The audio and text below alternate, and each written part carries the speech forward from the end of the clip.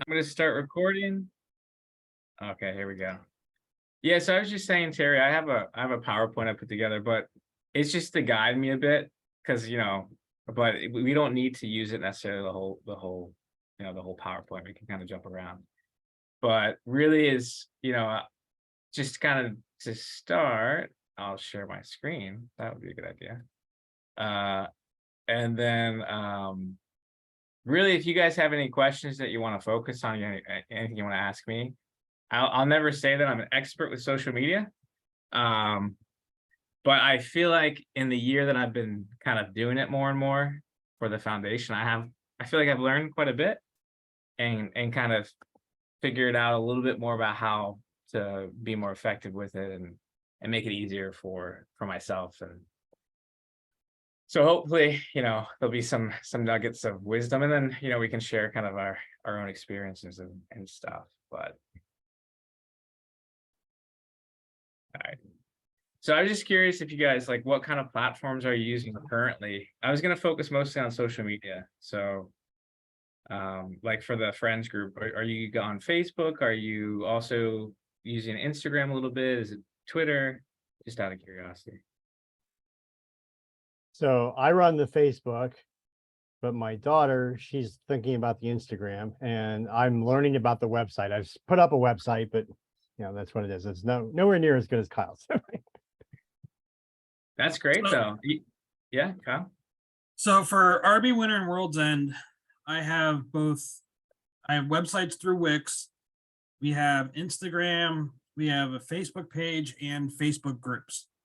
And with World's End, the Facebook group was already pre-existing. And so that's just been building like a juggernaut over time for years now. That's up to 8,000 people. Which gets us a lot of traction with views and everything and shares and posts and likes and I've been trying to replicate that with RB Winter, but it's been much slower getting the group off the ground than it has been for World's End. So it's kind of a mixed results there.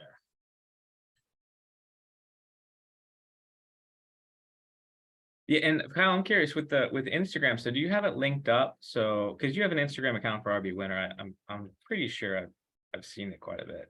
Yeah. Do you have it linked up with your Facebook? So like when you post if you post to RB Winter Facebook, that it will also post to Instagram? Usually I post on Instagram and cross post, through their network of doing stuff to Facebook at the same time. Okay. Yeah, because I saw that. That's something that we use, well, at the office we use like a Hootsuite as kind of a general one to manage multiple ones, but that's something I think other friends groups might not know about, and I think it would make it easier to manage the two. I don't know what your experience has been. And really, for like, depending on the post, if I'm doing like a post for like, we'll say for RB Winter, we had Snowfest in February. Jonathan came out to that. So to promote that, I was doing that on my personal account and on the Friends of RB Winter account. And because I have those linked in the Instagram app, it allows you to post the multiple accounts. So I'd create the post to my personal account and then I want to share it to this account too, this one, whichever accounts I wanted to share it to. And so at that same time, it would post on multiple accounts, which made it real easy because then you have to go and log out of one, log into another one, repost the exact same thing. And that helps get more views because my personal Instagram account has more followers than the Park Instagram account. Or the Friends Instagram account, rather. Yeah, that's something I want to talk about later too. But I think that's like especially because Jonathan was talking about how Victoria is starting to use Instagram too for the friends group. That might make sense to kind of connect the two, Facebook and Instagram, because it's time consuming to do these posts. So like the more time you can save on it, I think it can be helpful. I saw Andre came. Hey, Andre, how you going? How's it going? Good. Had some technical issues on my end, but here I am. Well, thanks for making it. We were just talking about, which accounts well, the question on the screen, which platforms we're using. But I know, so Pine Grove Furnace, I see a lot of your posts quite a bit. So you're on Facebook. Do you guys also have an Instagram or anything else? Or is it just Facebook and website? Facebook, website, and I'm embarrassed to say that I really don't quite know what Instagram is, although I see that word thrown around. I've kind of deliberately not looked into it because I can barely manage the Facebook stuff, although I seem to be doing okay. And I recognize that Facebook's, I guess, an older, audience more often, but it seems to be serving us. And so educate me. Well, that leads into what I was gonna do next. So perfect. Yeah, because I was gonna say, I mean, and for the office, like the home office, we have like LinkedIn, we have Facebook, Twitter, Instagram. It can be overwhelming sometimes. Yeah, like I hide, it can be a lot. But the more I've kind of learned about this is you don't need to be everywhere. Facebook's the great one to be. And I think most friends groups have a Facebook, and I think that's definitely the place to start because it's great for making events. There's more people on it as well. But something that I've noticed that there is kind of a shift in demographics where like a younger cohort is using more Instagram and with TikTok. But I don't want to talk about TikTok because I know nothing about it. So it's like I'll just pass on that one. But when I was talking with Kyle is that Instagram, if you feel like trying something new, Instagram and Facebook work pretty well together. So there is a chance, like if you're looking to get more engagement, more reach, you can kind of connect those two accounts, and then we'll talk about it more. But you can kind of post. If you post to Instagram, you can also at the same time send it to Facebook. So you get kind of more people seeing what you're doing.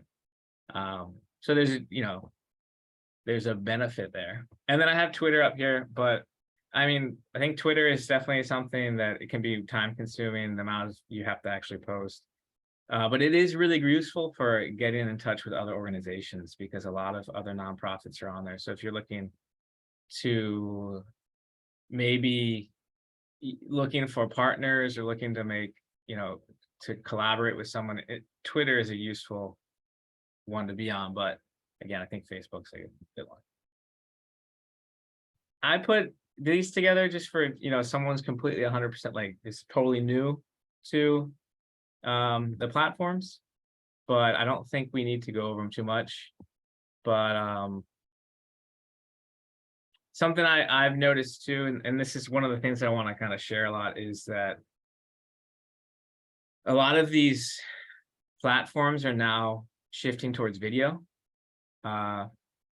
So if videos are getting more reach, they're getting seen by more people. Like before, it used to be maybe a picture with a caption was sufficient, but now it's really moving towards videos. What I always thought was cool about Facebook is the last one, Facebook Live. And I don't know if any friends groups have tried this, but I always thought it would be cool to do a live stream of an event. Or I feel like that's a good idea, but there's some state parks that don't have like cell service, and so you can't necessarily do the Facebook Lives. But to add on to like what you're saying about moving towards videos, I noticed hashtags are becoming a lot more common as well, and you can reach a larger audience of folks if you use like specific hashtags that are related to whatever post you're making, either it being a video post or just a regular post. So if you're doing something like with a dog in outdoors, you could do dog lover, like I hate this word, but fur baby, and like all of those extra little things, and that'll and people who follow those hashtags, it'll push that into their feed as well. So that hashtags are also a very like common thing. Yeah, and actually that's great. And actually too, something that you can do is you can create your own hashtag as well. So you can make like a hashtag Friends of Pine Grove or hashtag RB Winter Friends. And the more you use that, you can actually create, it can grow on its own. With the passport, we've done that, and it is PPFF passport. And if you click on it, like if someone sees that and clicks on it, they'll see tons of stuff about the passport. So it's kind of like if someone is interested, oh, hey, like, hey, what is this group? They can click on the hashtag and see, learn a lot more about you from your social media history. And that could be like, rather than maybe click into a website, that could be a way to get people to find out more about the group as well. You just have to use it. It's one of those things where the more you use it, the more, content gets behind it. If you're going to create your own, then it's, but yeah, I also, jumping on trends like Fur Baby is a great one. That's a funny one. But yeah, and Facebook's great for like a website. So I think Jonathan was talking about how you just created a website. Facebook's great for having your website and your link, and then using links to get people to your website to find out more about you as well. But then Instagram is it's very visual. So I know a lot of the beauty of the state parks can really be shown on Instagram, like you having a high quality photo, and the only negative about Instagram is you can't have links in your posts. So like, it's not like Facebook where you can put a link, like visit us on our website here. With Instagram, you can't do that in a post, but you can have a link on your profile page, so you just like, if you want to learn more, click on our link in our bio and you can have someone go there. So you can still get people going to a website on Instagram, but it's very visual. And I think if you think about, our activity in parks and forests, I mean, photography is a big part of that. So there's an opportunity there to kind of engage people through Instagram and the beautiful scenery, the beautiful scenery that we have. And then also we were talking about with Kyle, I was talking about this before, but like you can link to the two accounts, Instagram and Facebook. It's owned by Meta. So once you try it out for a little bit, it can become really easy to post to both at the same time and save a lot of time with that. And you're reaching kind of a different audience. And then something I found out, I'll just go over this as well, is that I didn't know this before, but I've seen it happen. I just didn't know why. Is that if you on Instagram, if you have multiple pictures together, they call it a carousel post, where there's like a photo, 5 photos together, and people can swipe through them. That's a great way to reach people, because Instagram will show each photo to people. So they might not click on it once, but then the next time they'll show a different photo. And so there's more, with one post, you have more opportunity to engage someone. And then I have Twitter here as well, which again is more for news and sharing news. But with all of these, even with Instagram, videos are becoming more and more important. Like they're becoming more shared. But that's a good thing, I think, because I think videos are easier in my personal opinion. And then there's just something I want to talk about. I don't know about you, how you guys feel about this, but sometimes, at least with the website, especially if you have a website, is I fall into this trap where I'm thinking that because I'm using a computer to do it and to look at it, everyone else is using a computer to look at it, and it doesn't always look the same. It can be very frustrating when I actually do look at something I created on my phone. I'm like, this looks horrible. I have to change this. The format's all wrong. And it's because I think it's something like 90% or 80% of people are going on social media through their phone. So it's something to think about. I don't know if you guys have noticed that before, when you create maybe on the website or something, that you see like it just doesn't format correctly. But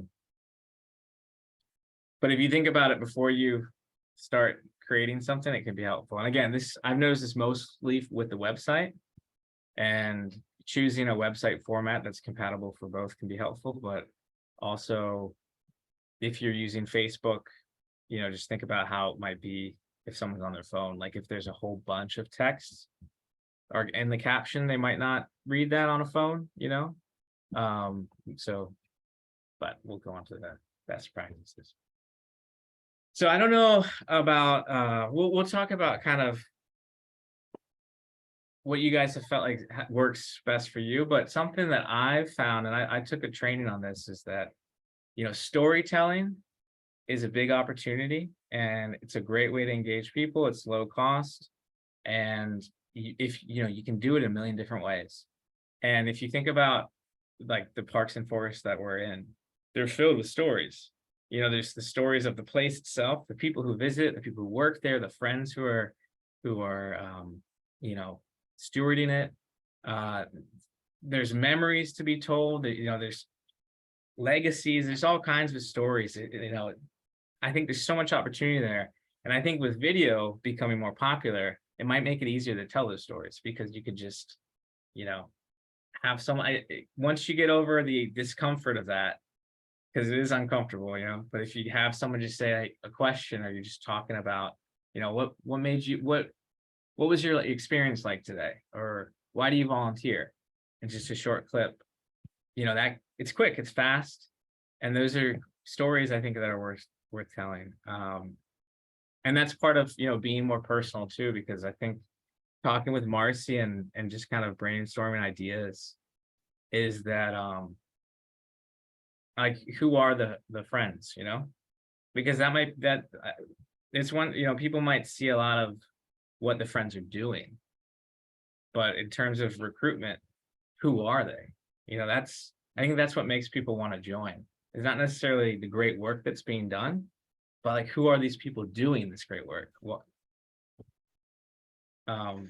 Yeah, Andre, I think that's you. Hey, Brian, I don't want to disrupt your patter, but on that point, I saw the stuff very recently about Friends of Beltsville, and I thought that was really good on exactly this point. It was like, here's how this group formed. Here's some enthusiastic people at a particular state park, and that concept, just resonated, and it's exactly what you're saying here about storytelling. It's storytelling about how a friends group was formed and what why they exist, really.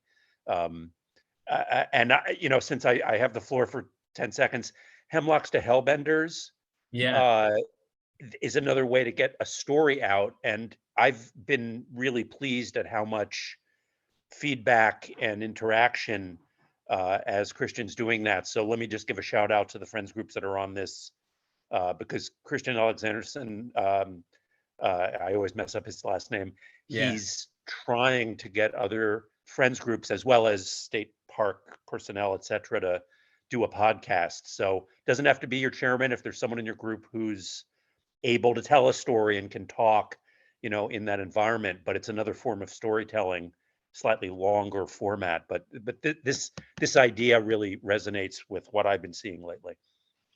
Yeah, that's a great mention to Hemlocks to Hellbenders. He has a Facebook and a Instagram. I don't know if he has anything else. That's where I've seen his stuff. But yeah, and I saw your interview there. Yeah, I think that there's a lot of opportunity there, and that's great to hear that got a lot of traction, that interview as well. Yeah, the story about the Friends of Beltsville, that was great, and that was just really I did that off of a 30-minute conversation on the phone, and I wrote down some notes. But imagine if that was a video at the park, like a 1-minute video or 2 minutes from the park. I think it would have been even better, but I couldn't go out to Beltsville that day, so yeah. All right, let's humor. Then humor is another one, but we'll go on. So I was gonna just talk about this kind of brainstorming. What have you guys felt like? Oh no, what have you guys felt like's been working for you on your Facebook? Like, so what kind of content have you been posting? What's kind of been working for you?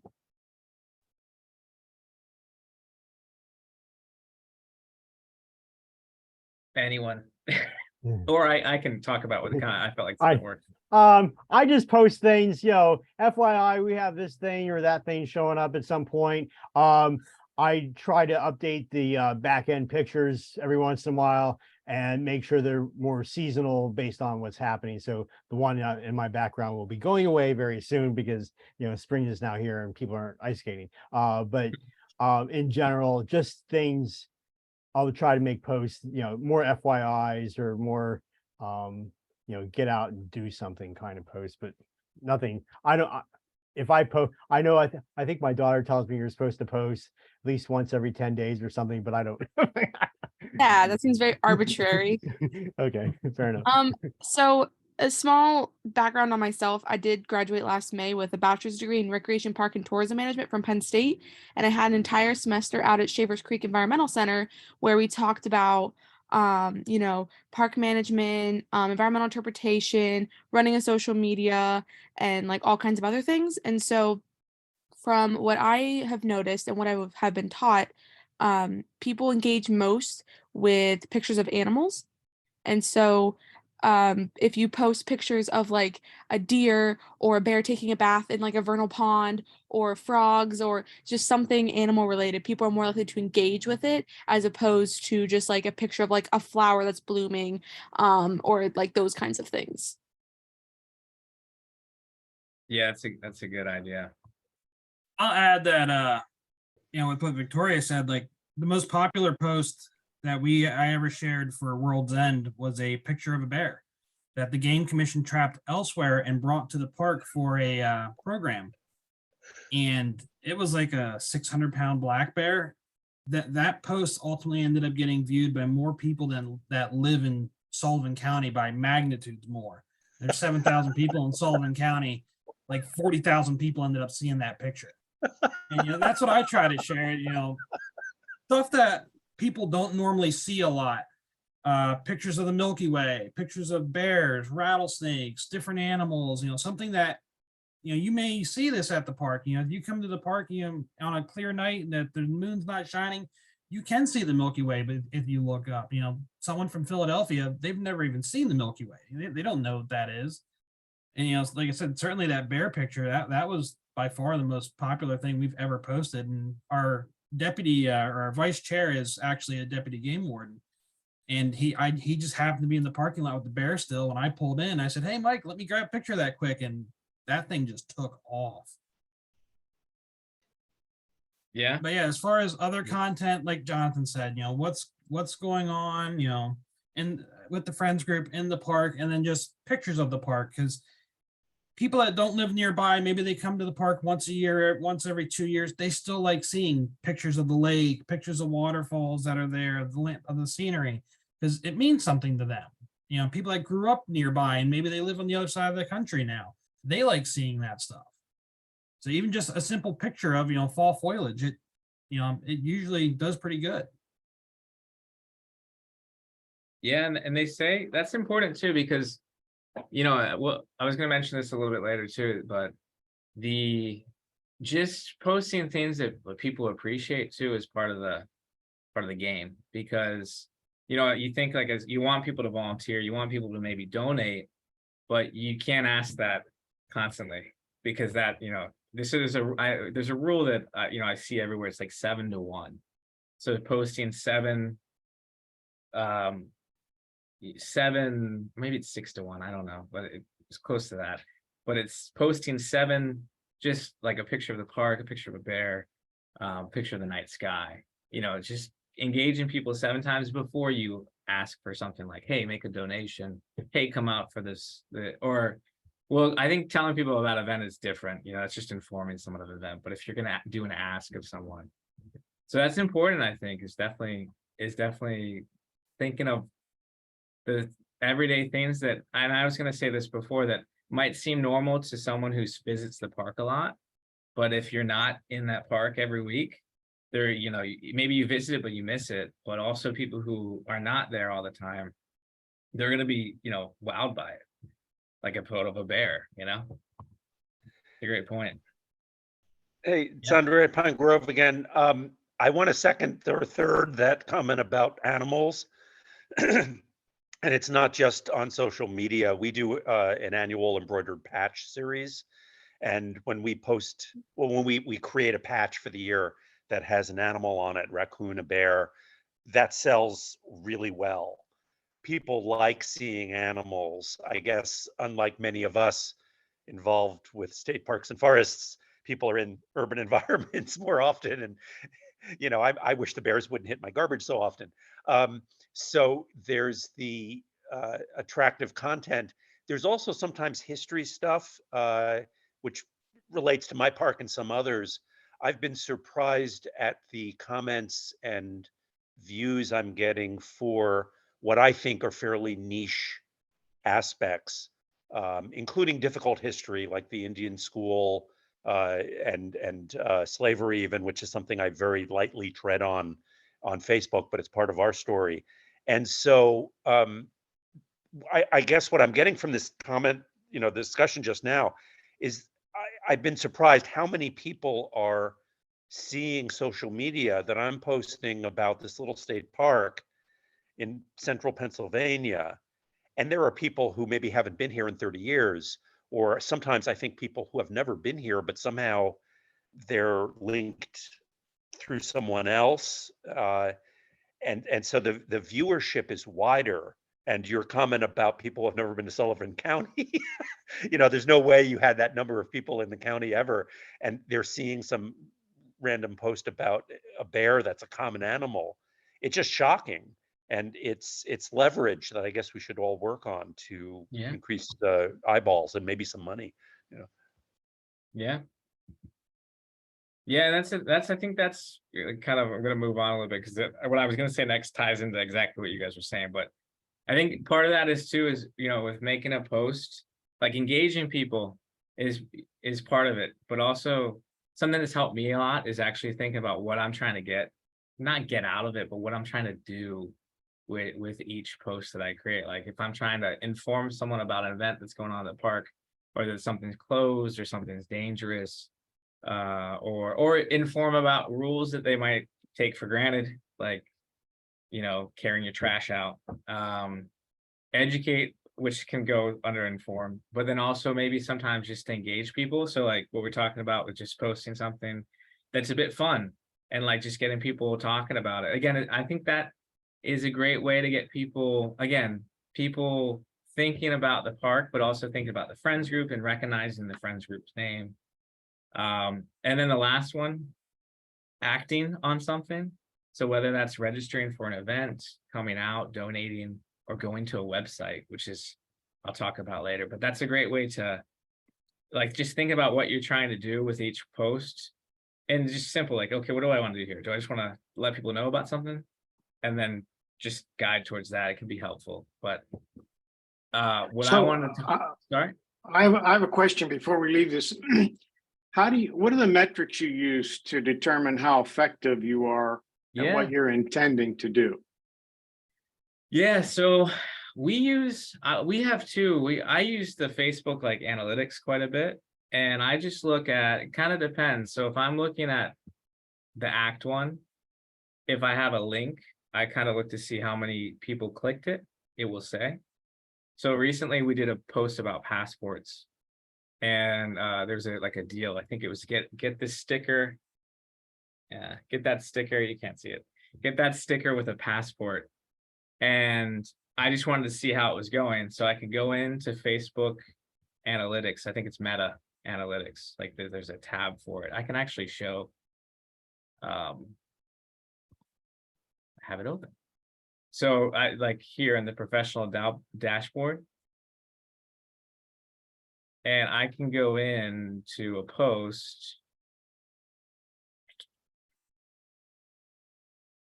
Oh, this is not it. Sorry. Got a little bit wrong here. And I can kind of see some information about it. But so for example, this one, engagement, so people who interacted with it in some way. Reach is the amount of people who actually saw it. But that doesn't really, just someone seeing it doesn't really help me too much if I want people to click on it, But if I want to see, for example, if I want to see if something's working. Sorry, 1 second, I'll get there. If I want to see if something's working when they click on it,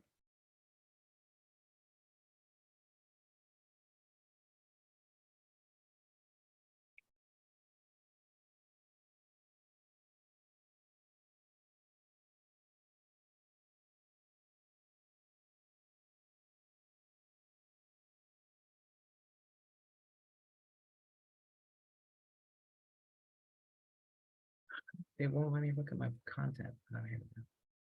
Sorry, there we go. That finally worked. Yeah, so if I want to see if someone actually clicked on what I created, here we go.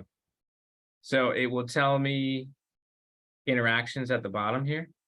And that's typically what I use. So clicks, link clicks 3. So not that great.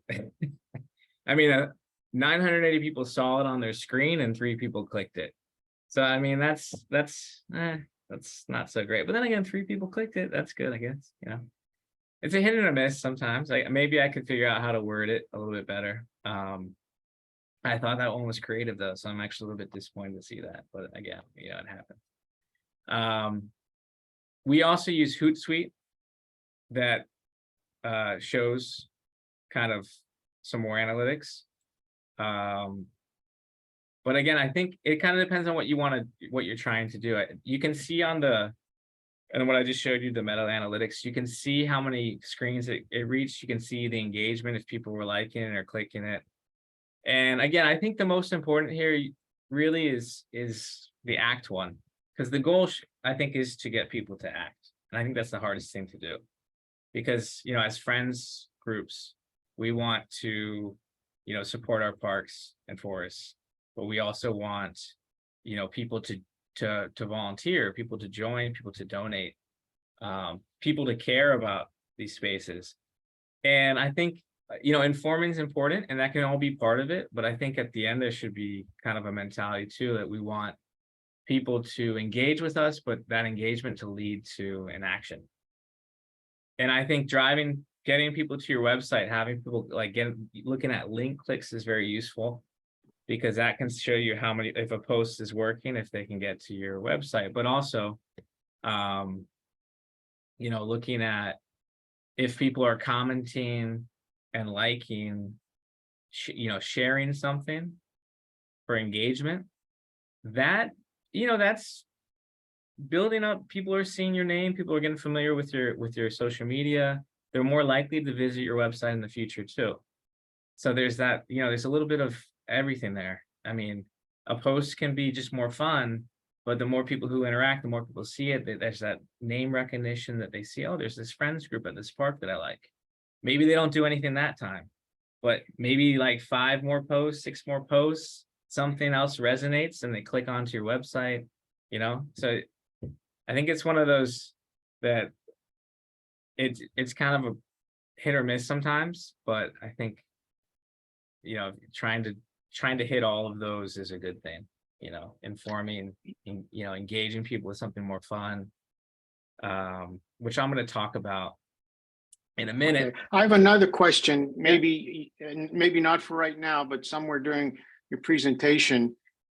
3 of us, by the way, are from the same park, Jonathan, Tori, and myself. Okay. We're from Black Shannon. But we have a situation there where the park has their own Facebook page, and we have the Friends has their own Facebook page.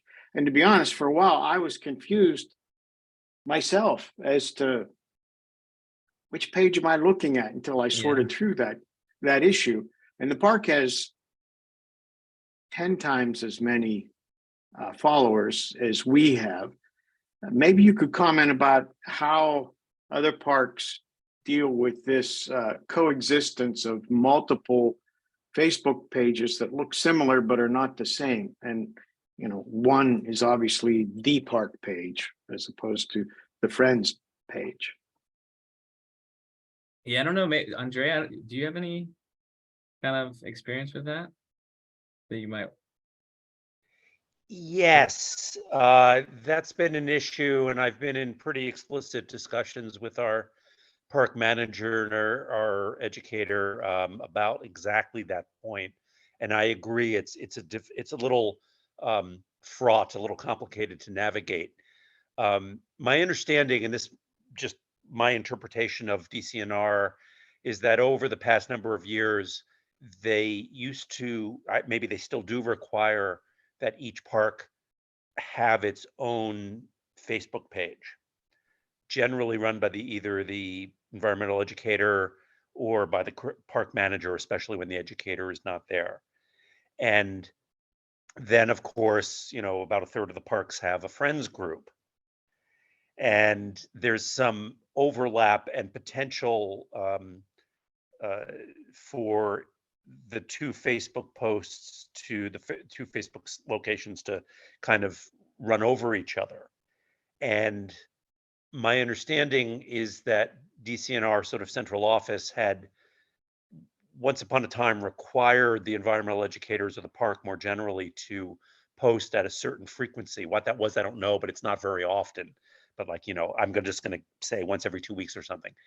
And that's sort of been a rule that's slid by. But at the same time, you do have an official government site. And, I have a particularly tight relationship, I think, with our park manager and our park educators. And so I will sometimes go into them because I'm in the park office a lot. I have the advantage of living next to the park and being retired. And I'm in there not every day, but awfully close to that. And I'll say, hey, I was thinking of doing a Facebook post about this topic. Should I do that, or should I let you do it first and I'll share what you post? Which is often my preferred approach for anything that is semi-official or hits on infrastructure in the park. I don't want to I don't want to take the park's thunder away. And I don't know, in our situation, I'm pretty sure that my friend's Facebook post has way more followers than the state park, partly because we try to do something every day. And the park, they're lucky if they do it 2 or 3 times a month. But so there is a relationship there, and maybe it's a bit of good advice, at least I've experienced this, not to assume you're independent. You are always friends, and friends groups, are a affiliate, and for many members of the public, it's hard to tell who's who. And so I never think that I'm acting independently. I'm always shadowing the park in some way, and I don't want to step on their toes. So that's my 2 cents. Yeah, that makes sense. I mean, that, and I think too, what Andre is saying as well, as there's an opportunity there as well. I mean, because what the park's Facebook shares, you can reshare, right? So there's actually, you get a chance to share it. It's fine to use, you don't have to post every single day your original content that you create. You can reshare the park's content or other friends groups content too, if you want to support other parks work. Or also, if we post something on the PPFF office's website or Facebook, you can reshare that as well. I mean, I think there's a chance it can be, like Andrea said, there's a chance that you can collaborate with the park staff on kind of using both of your platforms to share a similar message, or maybe again, like the infrastructure stuff, maybe that would be more for the park website, the park Facebook. Yeah, I mean, I try to collaborate with my EE, and I let her know, I'll follow her lead, and she'll post several times a week. And so I will cherry pick things and say, hey, like a good example is we got a grant that got a spotting scope for the park. And so when she has it out there and it's on display, I'm gonna say, hey, the spotting scope we got for blah blah blah is out there, go hit it. Michelle's standing out there on the observation deck for birding, season. So, and when the park office people aren't around on the weekends, right, or whatever reason, and I start getting, hey, what hours is the park in what day can I register the cabinet? Is my dog allowed to go into the bathroom with, or whatever? If I have a list of cached answers from the state park, from my manager, I'll tell them. I don't say wait till Monday and call the office. I'll just tell them right then. If I'm confident of the answer and it's fresh, then I just tell them.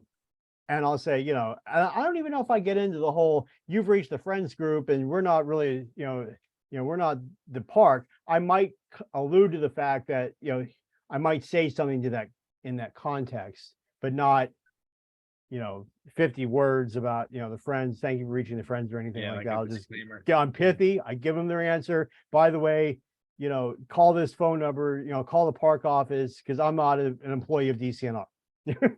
somebody that, wash my hands a little bit, but, have some confidence in in what I'm saying. Yeah, I would add that because we have a kind of different situation. It's we lost our full-time naturalist position to Black Shannon. And so it's been very hard for us to keep a naturalist. We're on our third one in 3 years now. And so the park's Facebook page at RB Winter at least is extremely inactive. I think the manager has posted something twice in the last year. And so if we have an event or something and I ask them to sign up as a co-host to the Facebook event or something like that, it doesn't always get done. It can be very hard sometimes just because he's not very interested in doing anything like that. And at World's End, we don't even have a Facebook page. We have the Facebook group, which works out great because the park naturalist runs it, her and the secretary and myself. We are the 3 administrators, and that's very easy to do. And that's just been my experience with it. And occasionally I get questions that they say, hey, it'd be best if you called the park or emailed the park, just because the last one I can remember was a woman that wanted to sign up 15 people for a retreat for sewing. And it's like, well, we really don't have anywhere to host something like that. We don't have an interior building that would host that. We don't even have enough cabins to host that many people, with their DCNR's restrictions. So I thought maybe it'd be better if someone officially with DCNR gave her the bad news on that one. But yeah, it can be hard sometimes with parks that don't have, some of the staff that some of the other parks do. But because they said that their manager is not real interested in doing social media posts, and they don't get done. So we just kind of run with our own what we want to do, on our own. So now if it's something official, like with the road closure at World's End, I do ask the park manager, I send a draft to him and say, does this look good? Does this everything that, is this kosher between you and PennDOT, and then get his approval before I post that on the website or on Facebook? Because the last thing you want to do is post something that's completely opposite of what the official PennDOT or DCNR policy is for something like a road closure. Can I just jump in there? That's a really good point. I have also experienced that because I try to talk to the manager or the EE, I will sometimes say, do you think I should post this? Because I just have this spidey sense that it might be sensitive. And I don't always agree with the answer. But there have been times, it happened actually just yesterday, where I wanted to post something and the manager said, he's very open about it. He said, here's why I think this might not be a good idea. Please don't. So I won't. But, again, we're affiliates. We don't want to create friction. And there are sometimes other considerations besides our own little friends promotion and so forth. So that's a really important point. I'm glad to hear I'm not the only one who's having those interactions with my manager. Yeah, I think there's a lot of good stuff that you guys mentioned there, and I think having like a close relationship or not or communicating with the park staff is always a good way to go, especially with the informed part where you're sharing details of park information that it's always good to check for sure. That's actually my next little bit is kind of more about stuff that probably wouldn't require that checking in with, because what I think, sometimes I'll talk about it later, but if on Facebook, for example, they say the stuff that I've been reading is that you should try and post at least once a day, to get more engagement, which can be tough to think like, what am I going to do? So I had some ideas, and one of the biggest one, and I think the most powerful one, is the storytelling part. And I think, I kind of brainstormed for PPFF before, types of people that would be great to kind of tell their stories or tell their stories and tell the Friends Group stories or the PA Parks and Forest Foundation.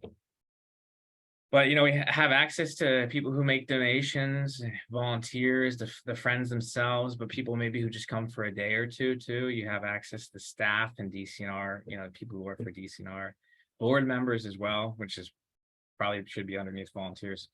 And then park visitors, like people who are out there using the trails and out there enjoying the park. walking on a, I always thought it would be interesting to see, there's posts about trail maintenance, but then what about the first person who comes down that trail after it's been cleared?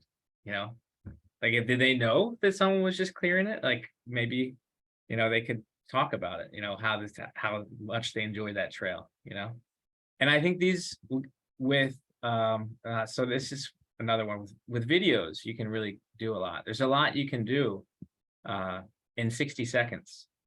But these are all the things that I think if I was, when I'm doing social media, that I'm thinking about is telling stories of places, people, the history, like Andre was talking about, events as well, because events are important because that's how, getting people out for, for engagement activities. But then also accomplishments, which the annual report is a great place for that. Like, I know, for the PPFF, you have to complete an annual report. And that has the volunteer hours, it has accomplishments. That's great stuff to send out to people to let them know what, of what's been done. And then the last one I think you could focus on too is just needs. Like, if there's a project that needs to be done, or a project that you're going to start working on, that's something you can post about as well. Or if there's something, a fundraising drive for something. I know, for example, in Little Buffalo, they have the caboose. So that would be an interesting post because that's a very iconic place in Little Buffalo, and the Friends group there is trying to restore it, or restore it. So that could be something interesting that could get maybe some attention and possible donations. But there's also the quick fix, which is kind of like what's just lying around. I don't know. I think there's so much I'm sure you guys have at your fingertips that people would find so fascinating. Like, this is just an example I found, but it was probably one of the best posts from last year that we did. Like, that was 215, like, lots of engagement, lots of comments. And it was just this pamphlet I found in my basement that was 30 best kept secrets from, I think it was from when Dick Thornburg was governor. Like, that pamphlet came out. People loved it. And I just showed a few pictures. It was just like a picture of that and like the list of secrets. And again, it was one of those engagement opportunities that it was just so, it wasn't like, we weren't trying to get people to go to the website. We weren't trying to get people to do anything. We were just trying to show something that people might find interesting.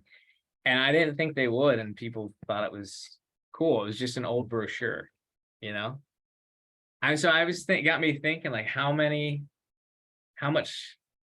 story, and that's not even really a story, but how many things like that can be shared. There's one, just off the top of my head here, there's one member of the Friends of Nolde Forest who does, I don't know if you've ever seen these on Facebook. They do like pictures of like a daily kind of walk, and they're like very close-ups of like insects or spiders or flowers. And it's just a series of photos on Facebook with some captions, but again, it's just that person's walk through the woods essentially, and like the things they notice. And it's great. It's one of my favorite posts that I see. And again, that's something that maybe seems so ordinary to someone who's always visiting, but to someone who, like, I went to Nolde Forest once, like back last year. I liked it a lot, but for me, being able to see that is a treat, whereas maybe if you get to go there once a week, it's not so much, but you kind of have to. Another thing that's been very successful, I don't know if you guys have tried any of these before, but like little contests to entertain people. Again, this is just a way to get engagement, not necessarily to make people go to your website or to do anything, but just to get people seeing your account, seeing who you are, seeing your name. And this was just one I did of, I tried out people love these, was the state park challenges, where I just put a couple of pictures together. Some of them were sent in by people, and I just said, guess where it is. And usually people got it right away. It was probably too easy, but I'm sure there's lots of little ones that you could do like that in your park or your forest. Yeah. Brian, real fast, I did something called Pine Grove Puzzles during the off season, and it really generated more interest than I expected. And it was exactly this, and I don't know if I copied you or saw it somewhere else, But I was just looking for content in the off season and realized I could take pictures of like buildings in the park really close up, like one little architectural feature. And I did a whole lot of them, or a picture of trees behind a particular building. Which trees are these? And it was, forgive me for saying, a cheap way to get just a little bit of interest. So yeah, it's Yeah, I love that idea too, of the close up on parts of a building. Like that's a great idea. You could do trails too. You could do a walk down a trail. Which trail is this? You know, it's just people would get so excited, like, oh, I know that, it's my favorite trail. And then they'll comment it. And again, it's a nice feel good activity. It gets people engaged and involved. And again, part of it is too, is the more people see, you know, it's then, you know, the name of, you know, Pine Grove Friends or RB Winter Friends group, they will get, you know, they're more likely to click on that link that takes them to the website in the future. And then video. So again, a video is big. It's gonna get bigger. I think Facebook is moving that way. Instagram has already kind of gone that way as well. Videos get more engagement, and you can do videos really quick. All those storytelling opportunities is just asking a friend, like, you know, you're at an event or you're doing a trail clean. Hey, how you feeling today? Why'd you come out here today? What are you doing today? 30 seconds. It can be a great video. It shows the people, the faces, but also you can do videos of just, you could get the content there of doing just things. Like, for example, we did this one with maps, which took not very long to do. It's not that high quality, but it was a different way to kind of let people know that we had maps. And other things that people can get to go out and explore. But so that could be something, again, just taking a video of, if you have a gift shop, doing a video, like zooming in on a few things. It can be another way to engage people. You just move the camera around a little bit. You could even have a talk over the video too, saying, you know, what is being offered. You know, rather than taking a picture, doing captions, uploading, you know, this could be a quicker way, and it will be more effective now because that's what's being promoted by the algorithm, the mighty algorithms that I don't understand, but that everyone talks about. Or I don't want to show this one because I still hate listening to my voice. But this is at Pine Grove Furnace. This is on Copenhagen Trail. And I use this for Extra Give. And it was just a memory I had of before Andre had, and the friends group, they put in the bridge that connected Copenhagen with Mountain Creek. And I used to have to cross that log that was down. Remember, there used to be a log that was, and it's just a story about, it came to me as like, you know, I used to do that. My dad would always wait on the other side because he couldn't get across the log. He's a little bit older. And you know, now I had this memory like, oh, geez, yeah, we walked across that recently on the bridge. That was the first time he ever walked across with me. This is a really cool story of an impact, you know, that this has, like, on a personal level. And I think the friends can do this a lot too. There's that level with me, like, I felt super uncomfortable doing this. I hate showing my face on camera. I mean, I'm the public engagement coordinator, but it gives me like bugs crawling over me every time I have to do it. And yet I think once you get over that, it's worth it, honestly. I think this was probably, it was very honest video, and I think it had a good impact. And I think in terms of most of the ones I created, this was definitely probably one of my favorite ones. And I also realized too, is that if I was going to ask other people to do it, I had to do it myself. So I realized, you know, that's another part of it too, is if, like I mentioned before, that you could even do stories about visitors, but I think first, or even do stories of other friends. But if, you know, if you're willing to tell that story, for your own story first, you know, and share it with people, then other people are more willing to share their own. So that's just a takeaway that I got. I don't want to do that. And then I don't want to go over it again, but it's up on our social media if you want to watch it. And then we talked about how often. I'm just gonna go a little bit quicker because we're kind of running close to time. And this is kind of what I gathered is that, you know, there's not really a exact how much you should, but what people say, and this is from articles I pulled off of Google.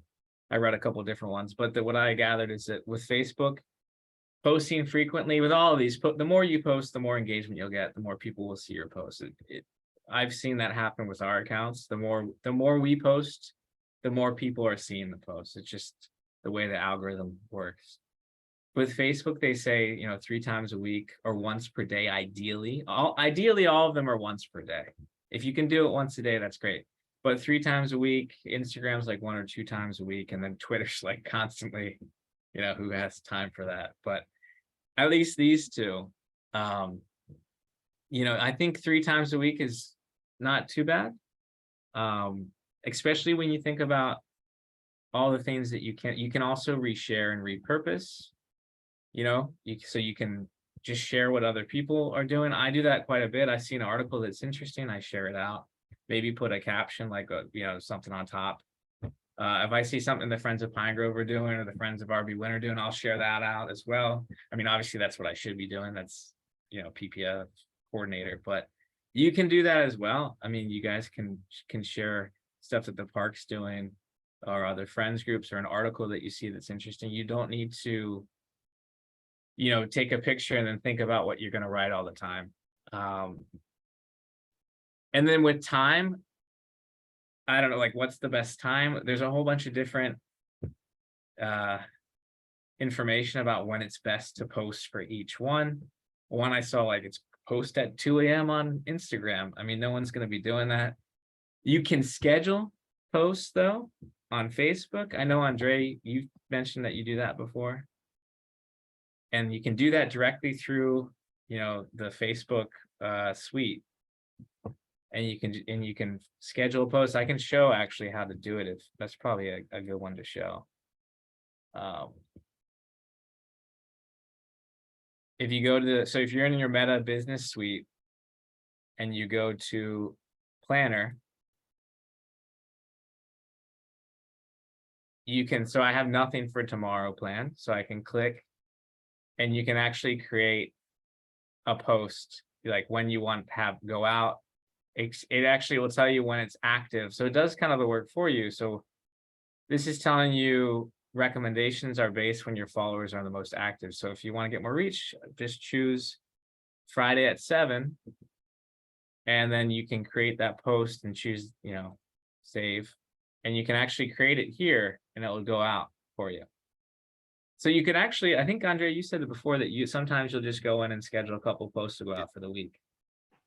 Right. Actually, my vice chair, Mary Soderberg, used to run our social media, asked me to take over, but she's the one who told me about this. And so I'll sit down occasionally and set up a bunch of posts, some of which might even be weeks in the future when I know our campground's about to open.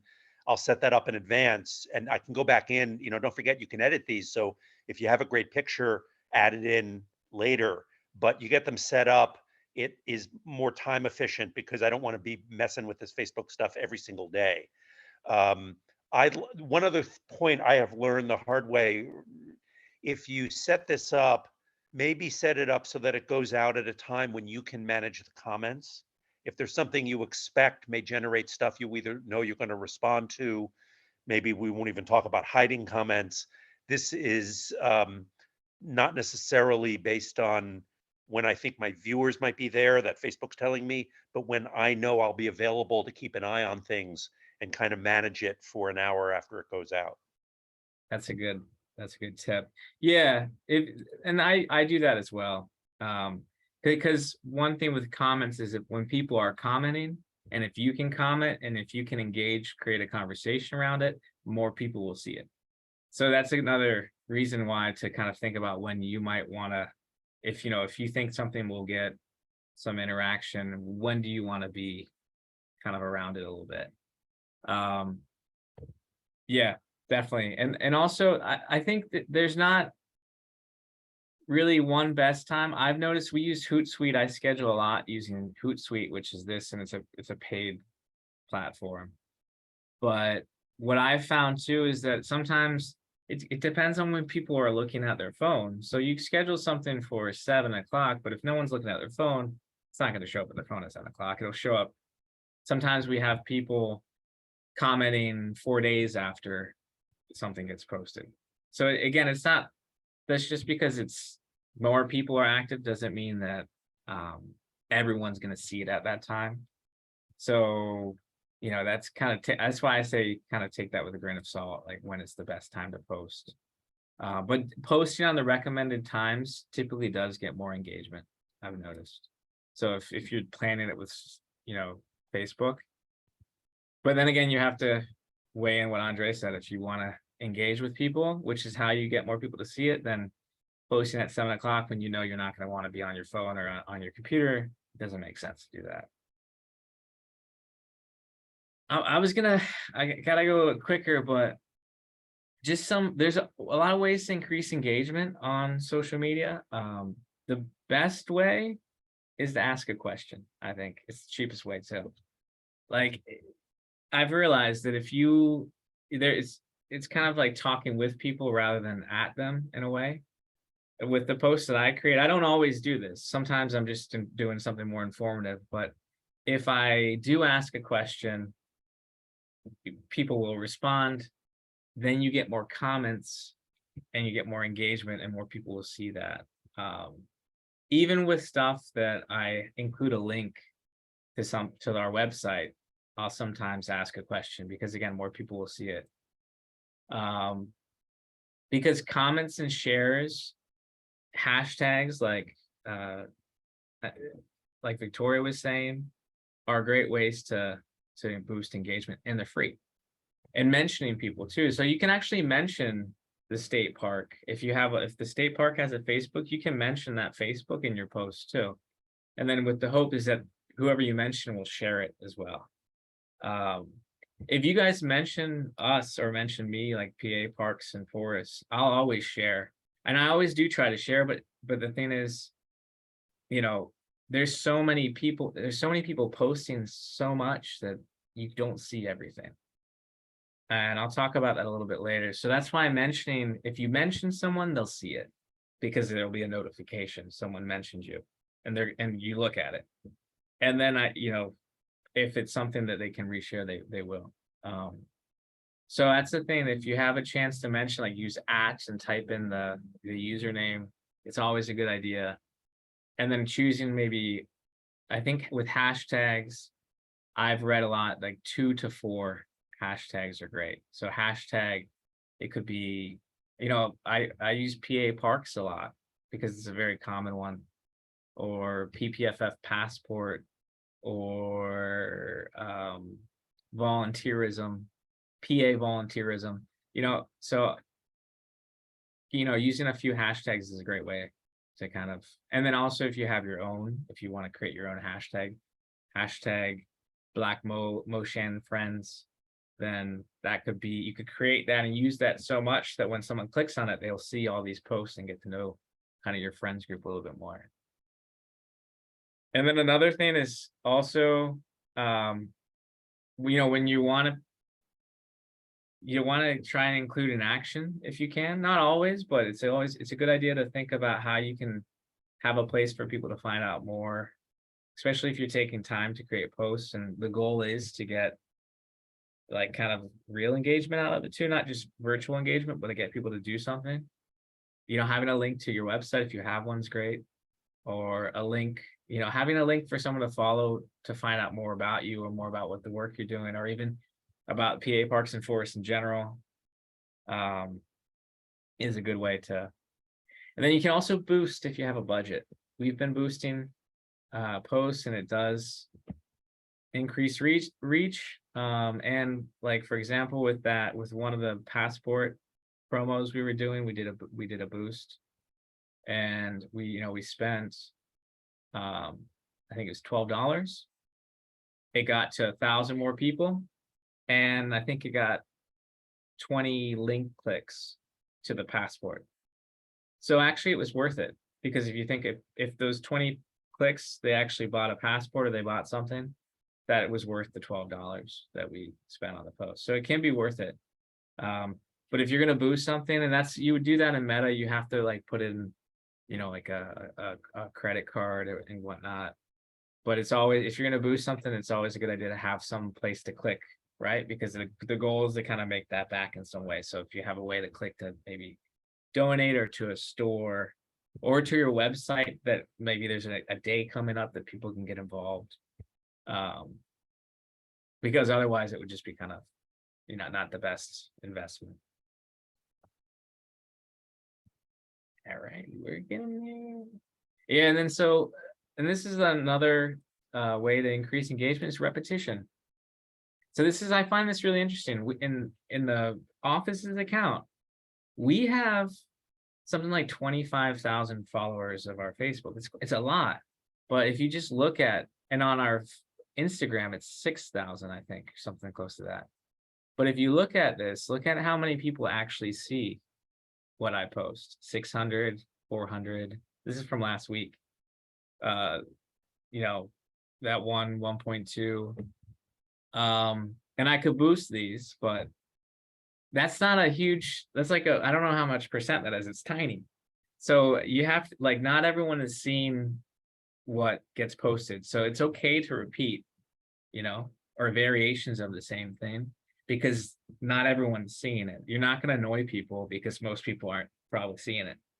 I always thought that, oh, if we do the same thing over and over again, or something similar and over again, people will get bored, and you know, but they're actually, because of the quantity of people, or, you know, quantity of posts that are appearing on people's feeds, they're not actually probably seeing most of what gets posted. So there's that. If repeating something's you know, you already kind of have what you want to do. If you repeat it a couple of times, if you schedule to go out a couple of times, maybe just make small changes, that's an effective way to save time and reach more people. And then Terry had a good question, but I was going to say, like, how to gauge success, how do we do it? And that's really with the analytics. So just looking at reach, and that reach just tells you, like, if you're posting at a good time. You know, if you use a video, you'll get more reach. That means it appears on someone's screen. But really what I think is important is interactions. So that can be comments, that can be shares. You can ask people to share, or ask, you know, hey, share this with someone. If you love Pine Grove, share this with someone. I mean, that might be too direct, but you can ask people to do something. Or also link clicks. If people click onto your website link, I think that's always a good idea. And then the $1 million question is, how to get, you know, all this online. Me and Marcy were talking about this the other day. All this online interaction is great, but how do you turn that into people showing up and volunteering? And I think that's the big question, right? Is how do you get, and I think part of that is including a link that they can follow up and learn more, because it takes a lot of, like, to use the jargon, it takes a lot of touch points to get people to actually pay attention to something. Like, I think they have to hear it. I think I read it was like 21 times for someone to actually, like, connect, like, oh, okay. So it takes, like, this is part of it, like, kind of getting people to be familiar with who you are. But then the next step is, how do you get them to volunteer? And this is tools that we've been exploring.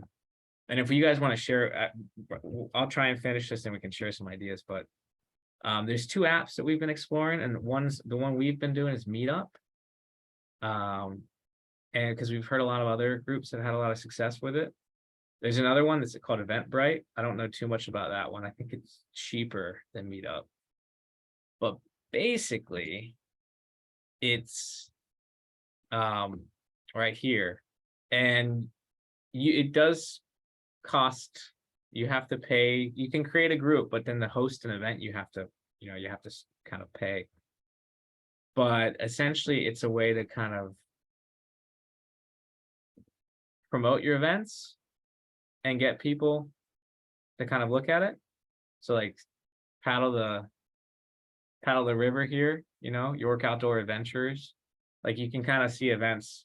And apparently this is some other groups have said that using that has actually gotten lots of people showing up to their events. Like they were shocked by how many people. And that, again, that's another way.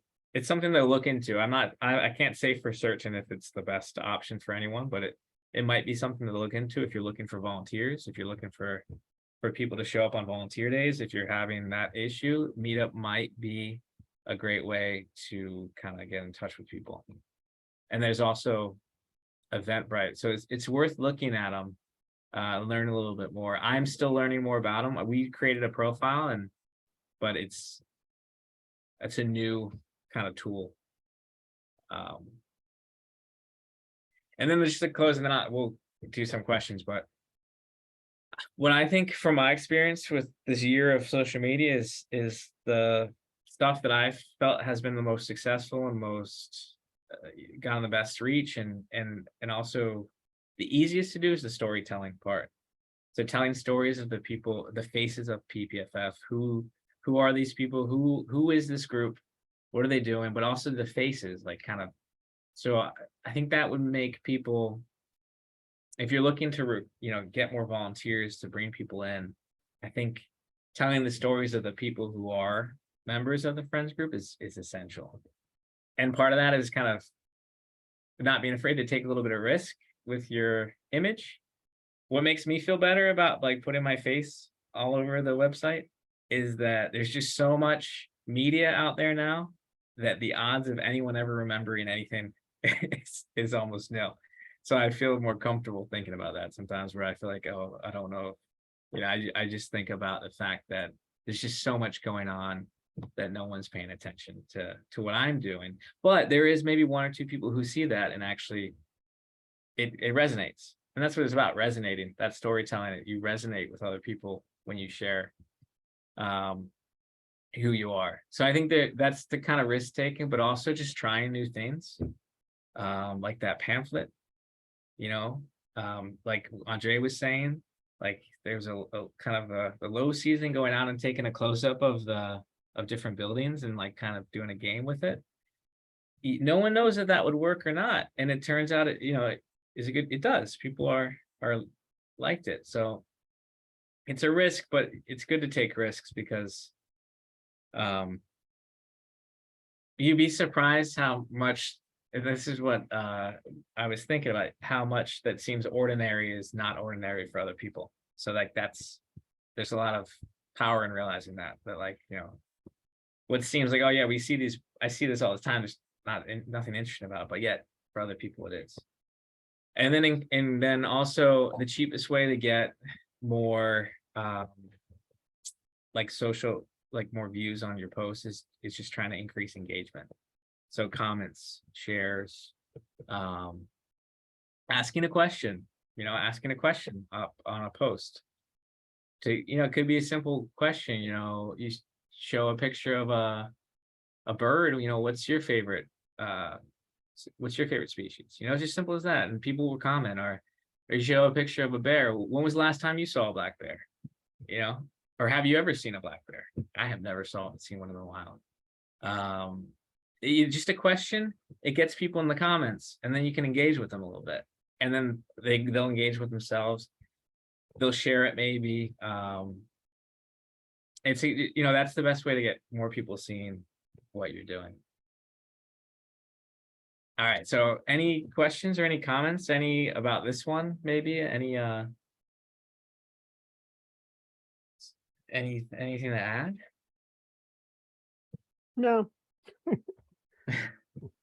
Have you guys had any thoughts about this question? I think this is the big, like the $1 million question that we're, if we could figure out how to do that, that'd be, how do you get people?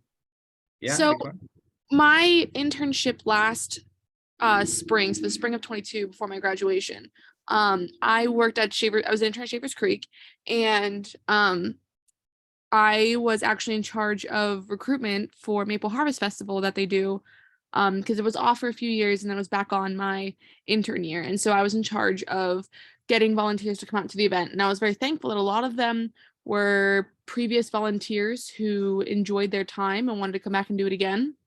But there were groups and organizations that I had to reach out to see if I could get people from them to volunteer. For example, I'd reach out. So Shavers Creek is within, I don't know if any of you know where it is, but it's about 20 minutes outside of Penn State University. It's south in Huntington County.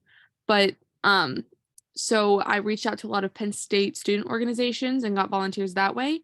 Now I do understand not everyone does have a 40,000 student university within like 20-minute drive of them. Completely understand that.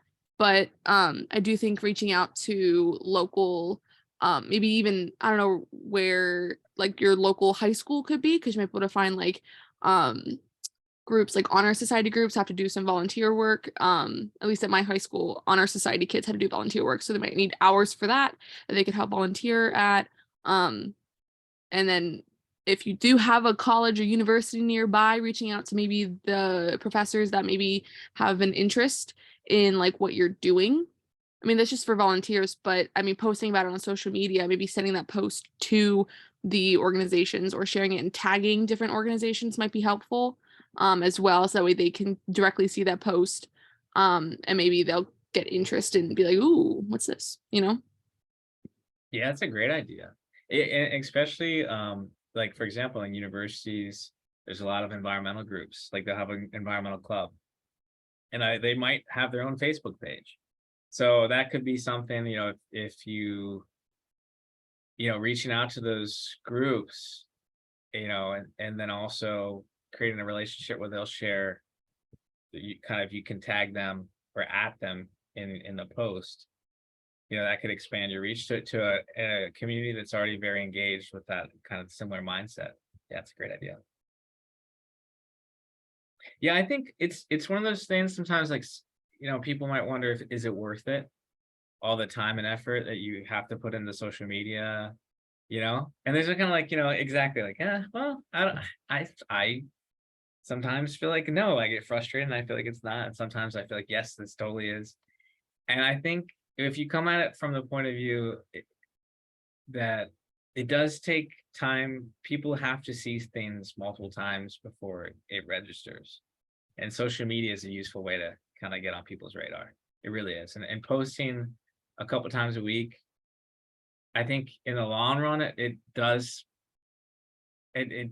help kind of get people aware of what people are doing. But also I think, and you can tell the story of your group through it too. And I think that's, again, with storytelling, I'm really storytelling, you know, the work that is being done and the people who are doing it. I see a lot of the work when I see like people like the friends of social media, but I think there's an opportunity to talk more about people behind the work. I think that together, those things, you could really have a really great story being told of who this group is.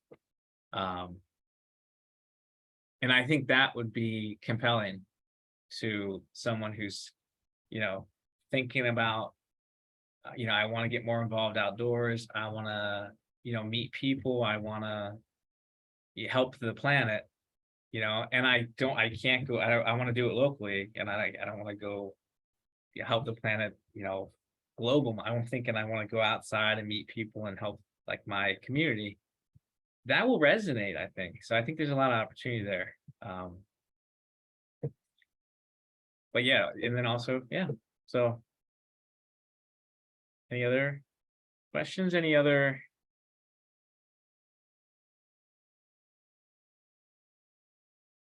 Yeah, well, I haven't been, again, I don't think I know everything about social media. I think it's part of that you just kind of figure it out as you use it, you know. I think that's like the benefit of kind of, but I know that that there is a lot of opportunity with their friends groups to tell some amazing stories. So I think if there's anything, there's anything that would help, if you guys later on, if you think of anything that would help, for example, I'm thinking of the storytelling part, that would help you be able to do that, you know, easier, or like any tools that, you know, if you have any ideas, feel free to write me, bswift@paparksandforests.org. Because one of the things that I would like to do is set up a toolkit for that. Like that'd be very useful just to like how to, because on our website there are resources like, for example, like the photo release form. So if you're taking pictures of people like visitors and stuff, but there, if you're gonna try and do a video of a visitor, then you would want to use one of those. So, but also I think there could also be some tools for thinking about where to get stories as well, and how to collect them and how to use them. But I don't know. Well, I appreciate you guys coming, and joining me here. And we ran a little bit over, a lot over. So thank you. I appreciate it.